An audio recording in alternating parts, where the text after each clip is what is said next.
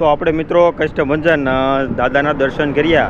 તો દર્શન કર્યા બાદ આપણે જે છે એ આપણી જર્નીને આગળ વધારતા આપણે જે છે એ સાળંગપુર મંદિરથી 10 થી 11 કિલોમીટરના અંતરે આવેલું જે કુંડળ ધામ છે, તો ત્યાં સ્વામિનારાયણ મંદિર અને શનિદેવનું મંદિર આવેલું છે. તો ત્યાં આપણે દર્શન માટે આવ્યા છીએ. હવે અહીંયા જે છે આ જ ગામના અમારા એક મિત્ર છે, જેમનું નામ છે હિંમતભાઈ, પણ અમે લોકો એને પ્રેમથી ગનીભાઈ તરીકે ઓળખીએ છીએ. તો ગનીભાઈ થોડી વારમાં અહીંયા આવવાના છે. તો આપણે એમને આગળની આપણી 2 દિવસની જર્ની છે, તો આપણે એમને જે છે એ વિનંતી કરવાની છે કે ગનીભાઈ તમે અમારી સાથે આગળની જર્નીમાં જોડાઓ, કે જેથી કરી અને આપણને બધાને ખૂબ મજા આવે. તો ચાલો હું તમને જે આ મંદિર છે તેની અંદરનો વ્યૂ દેખાડું કે અહીંયા કેટલી મજા આવે એવું લોકેશન છે.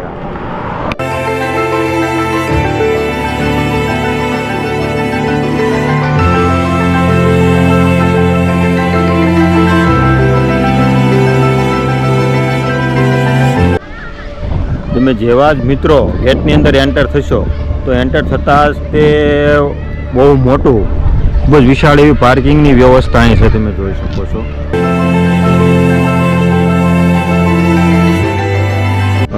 આપણા મિત્ર છે, હું જેની વાત કરતો હતો, ગનીભાઈ આવી ગયા છે આપણી સાથે. જો એમની R5 લઈને. કેમ છે ગનીભાઈ? બસ તમારે કેમ છે? બસ જલસે જલસા. જો ગનીભાઈ, અમને થોડી વાર પહેલાં જ મેં વાત કરી હતી કે આપણી સાથે ગનીભાઈ જોડાવાના છે, પણ પહેલાં આપણે જે એમને રિક્વેસ્ટ કરવાની છે કે આપણી આગળની જે 2 દિવસની જર્ની છે તો એમાં આપણી સાથે જોડાય તો આપણને ખૂબ મજા આવે, આનંદ થાય. શું 2 દિવસ જો તમારે ગનીભાઈ કાંઈ કામ ન હોય તો ચાલો અમારી સાથે ફરવા. ચાલો વિચાર્યું ભાઈ, જે તો મળ્યા છે એટલે આનંદ થોડોક લઈ લઈએ. ચાલો આપણે જોઈએ, આપણે ગનીભાઈને ટ્રાય કરશું કે આપણી સાથે આવે. મંદિરમાં એન્ટર થયા ત્યારથી લઈ અને આપણે અહીંયા તમે આપણે મંદિરની જે છે એ મધ્યમાં પહોંચી ચૂક્યા છીએ.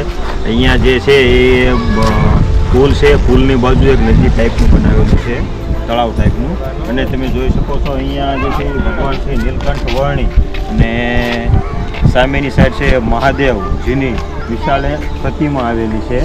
તમે દ્રશ્ય જોઈ શકો છો. આ બાજુ જે છે એ વૃક્ષો, ખૂબ જ વૃક્ષો છે. તળાવની અંદર કમળના ફૂલો છે, માછલાઓ, કાચબાઓ પણ તમને જોવા મળશે. ખૂબ જ અદ્ભુત દ્રશ્ય છે આ.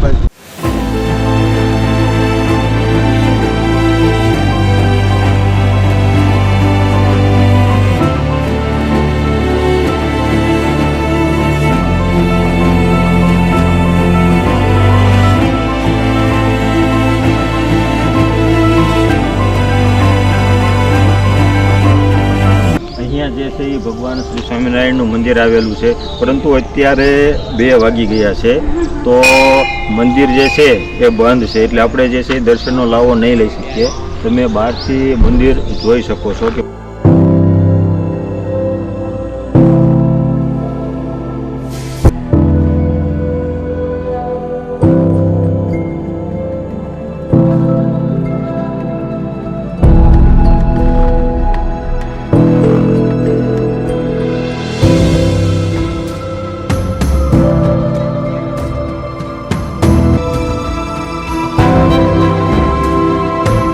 મુખ્ય મંદિર છે તેની એક્ઝેક્ટ સામે જ તે કુંડલેશ્વર મહાદેવનું મંદિર આવેલું છે. તો જે લાભ મિત્રો આપણે સોમનાથ મહાદેવનું મંદિર છે ત્યાં દર્શન કરવાથી જે લાભ મળે એ જ લાભ અહીંયા જે કુંડલેશ્વર મહાદેવના દર્શન કરવાથી મળે છે. આ મંદિરની બાજુમાં જે છે એ દરબારગઢ આવેલું છે. તો પહેલાં ચાલો હું તમને મહાદેવના નજીકથી દર્શન કરાવું, ત્યારબાદ આપણે દરબારગઢ બાજુ જઈએ.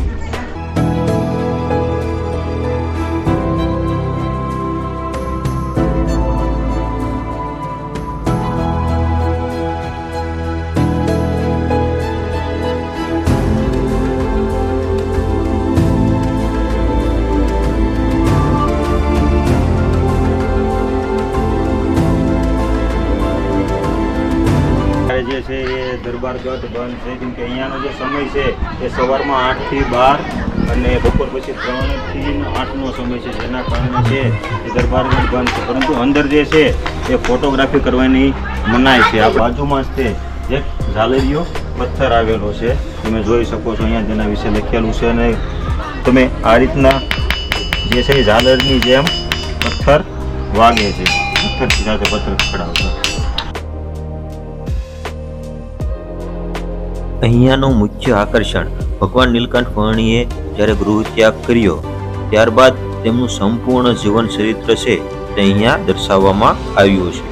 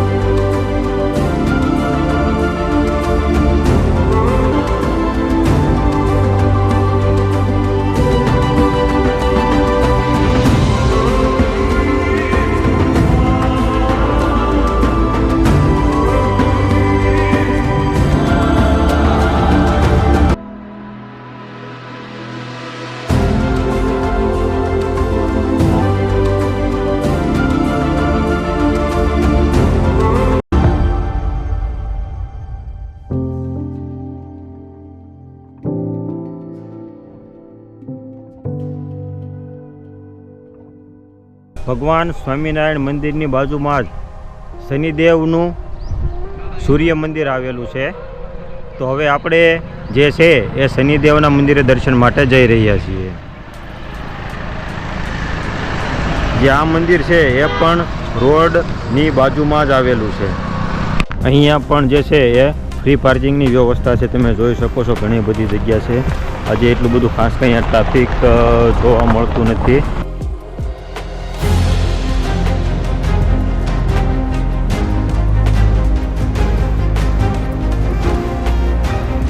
અહીંયા જે છે ભૂતનાથ મહાદેવનું પણ એક જે છે એ મંદિર આવેલું છે. ત્યાં જે તમે જોઈ શકો છો અહીંયા પાણીની અંદર તરતો પથ્થર પણ તમને જોવા મળશે.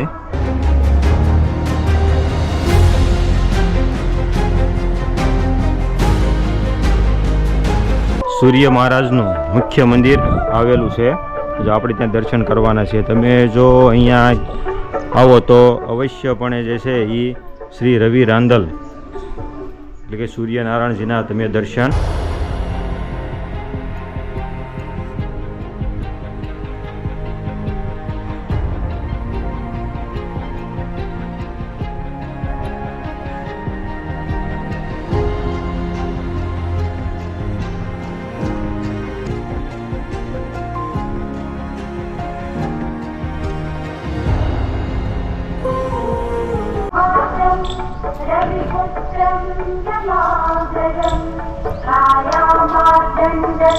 અહીંના કુંડલેશ્વર મહાદેવના મંદિરની અંદર તમે 111 શિવલિંગના દર્શન કરી શકો.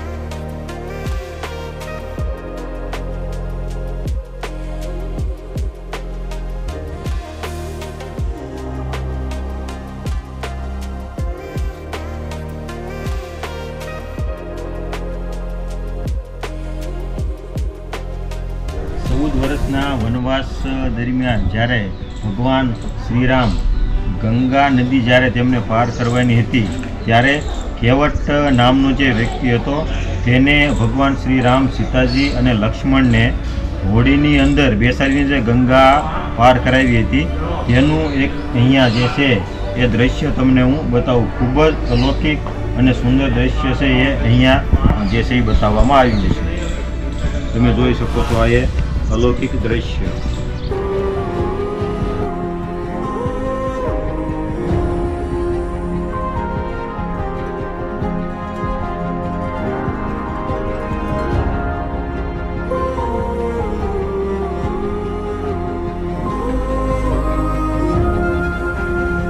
આપણે જે છે એ શનિદેવ મંદિરના પ્રાંગણમાં મધ્યમાં ઊભા છે. અહીંયા તમે જોઈ શકો છો શનિદેવના મંદિર છે એની પહેલાં જ તે હનુમાનજીની વિશાળ મૂર્તિ આવેલી છે.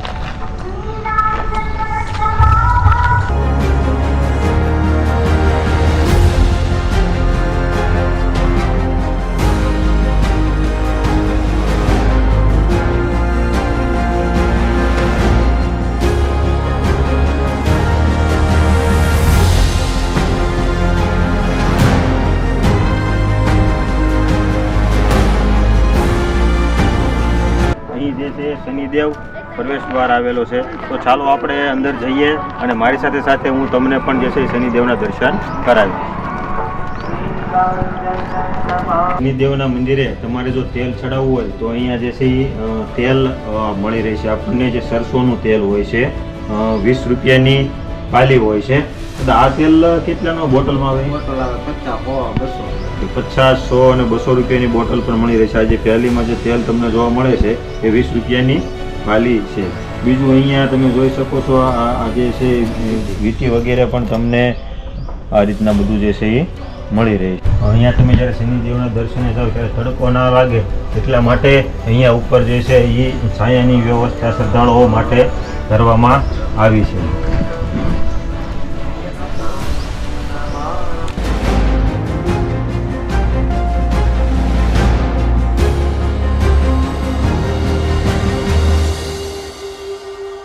તો તમે જોઈ શકો છો અહીંયા આ રીતના જે છે એ શનિદેવની મૂર્તિ આવેલી છે. જ્યાં બધા જે લોકો છે પોતાની શ્રદ્ધાપૂર્વક આવે છે અને શનિદેવના દર્શન કરે છે અને જે પણ એમને કાંઈ કષ્ટ હોય શનિ દાદાને જણાવતા હોય.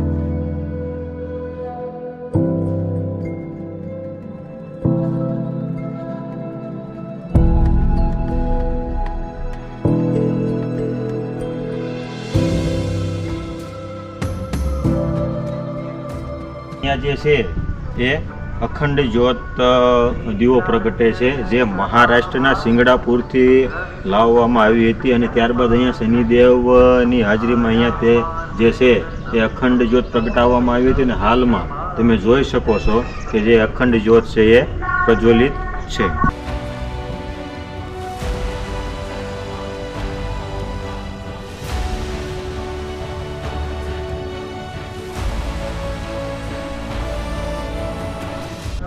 અહીં જે છે એ આખી શનિ ચાલીસા છે એ બતાવવામાં આવી છે, તમે જોઈ શકો છો. તો આ શનિ ચાલીસાની સાથે હવે આપણે જે છે એ કુંડળ ધામને વિદાય આપશું. શનિદેવ મંદિરને વિદાય આપી અને અહીંથી આપણે આગળ જવાનું.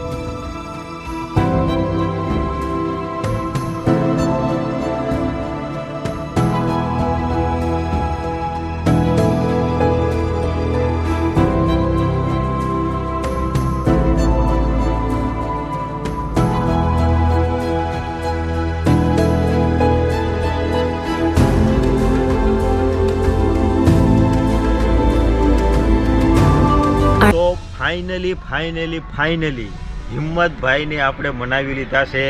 આપણી જે આગળની 2 દિવસની જર્ની છે તો એ જર્નીમાં હિંમતભાઈ આપણી સાથે છે.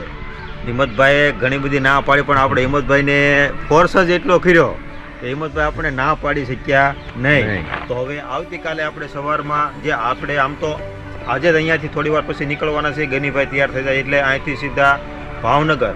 આપણું આજનું જે નાઇટ હોલ્ડ છે તે ભાવનગર, અને ભાવનગર સવારમાં વહેલા બોર તળાવથી નિષ્કલંક મહાદેવ અને અલંગ સુધીનો આજનો જે આપણો રૂટ છે. તો ગનીભાઈ ફાઇનલી થઈ ગયા છે તૈયાર. હવે બોલશે ફૂલ બાકાજી કી બસ મોજે મોજ. તો ચાલો મળીએ.